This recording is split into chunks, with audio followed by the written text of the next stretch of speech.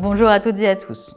Aujourd'hui, dans Un jour une question, abordons une situation de droit international privé qui peut sembler simple, mais qui cache une réalité beaucoup plus mouvante. Imaginez un couple franco-américain. Ils se marient en 1993 au Texas, sans contrat de mariage. Après leur union, ils vivent aux États-Unis, d'abord au Texas, puis en Floride et enfin en Pennsylvanie.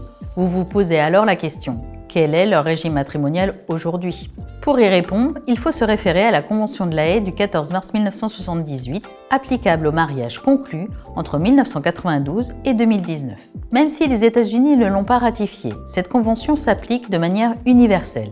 En l'absence de choix exprimé par les époux, la règle est simple. Le régime matrimonial est déterminé par la loi de leur première résidence habituelle après le mariage. Dans notre cas, il s'agit du Texas. Les époux ont donc été initialement soumis au régime légal texan, qui est une communauté d'acquêts. Mais l'histoire ne s'arrête pas là, car en droit international privé, le régime matrimonial peut évoluer dans le temps. On parle alors de mutabilité automatique.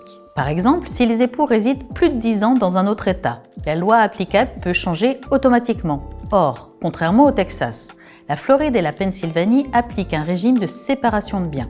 Ainsi, en vivant plus de 10 ans dans l'un de ces deux États, les époux peuvent basculer vers un régime séparatiste sans démarche particulière et sans effet rétroactif. Autre point plus méconnu, un changement de nationalité peut également entraîner ce basculement.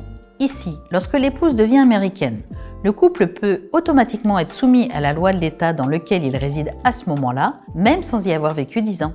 Résultat, un couple peut passer d'un régime de communauté à un régime de séparation de biens sans en avoir pleinement conscience. En conclusion, le régime matrimonial d'un couple international n'est pas figé. Il peut évoluer au fil du temps en fonction des lieux de vie ou de la nationalité.